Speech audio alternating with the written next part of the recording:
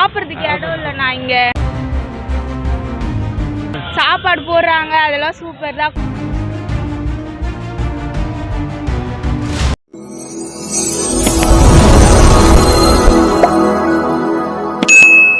வரீங்க அசோக் நகர்ல இருந்து. இங்க சென்னையில தான். சென்னை அசோக் நகர் தானே? இதான் ஃபர்ஸ்ட் வாட்டி வந்திருக்கீங்களா? நிறைய வாட்டி இப்பதான் ஃபர்ஸ்ட் டைம் வந்திருக்கேன். பக்கத்துல வந்துட்டு ரொம்ப லேட்டா வந்திருக்கீங்க. இப்பதான் டைம் வந்துச்சு. இப்பதான் டைம் இருந்துச்சா? சரி சரி. ஏன்னா வெளியூர்ல நிறைய பேர் வந்து போயிருக்காங்க. நீங்க முதல்ல தான் வந்திருக்கீங்க. இங்க இந்த அன்னதான திட்டம் போடுறாங்களே, இதை பத்தி உங்களோட கருத்து என்ன? நல்லா தான் இருக்கு. இன்னும் ஒன்று சாப்பிட்றதுக்கு இடம் இல்லைண்ணா. இங்கே சாப்பிட்றதுக்கு இடம் இல்லை, அது பெரிய டிராபேக்காக தான் இருக்கு. இந்த இடத்துல சாப்பாடு போடுறாங்க, அதெல்லாம் சூப்பர் தான். கோவில் மாதிரி இருக்கு, பார்க்கவே நல்லா இருக்கு. எல்லாமே சாப்பிட்றதுக்குன்னு ஒரு இடம் இல்லை. அந்த சைடு சும்மா அந்த மாதிரி இல்லை, பந்தல் மட்டும் போட்டிருந்தாலே போதும். இடம்லாம் நல்லா இருக்கு. ஒரு பந்தல் போட்டிருந்தா நல்லா இருந்திருக்கும். மழை பெஞ்சா உட்கார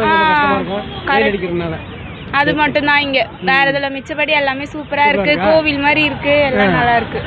அரசியல் இப்போ இந்த 2024 தேர்தலில் வந்து ஒரு விஜய பிரபாகரன் வந்து ஒரு 4000 வாக்கு வித்தியாசம் தான் வந்து வெற்றி வாய்ப்பு இழந்துட்டாரு. அதை பத்தி உங்களோட கருத்து? அவர் நின்று இருக்கணும். என் அப்பாவுக்கு பதிலாக நான் இருக்கேன். நான் என்ன எங்க அப்பாவா இனிமே சொல்றேன். தனியா யாரு கூடயும் எதுவும் இல்லாம தனியா அவர் மட்டும் நின்று நான் என் அப்பா இடத்துல நான் இருக்கேன், நான் என் அப்பா மாதிரி நான் ஆட்சி பண்ணுவேன், என்ன நம்பி ஓட்டு போடுங்க அப்படி நின்று இருக்கணும் அவரு. அந்த மாதிரி நின்றுதான் எல்லாரும் சப்போர்ட் பண்ணிருப்பாங்க. உங்களுக்கு ஓட்டு உரிமை இருக்குதா? இருக்குது.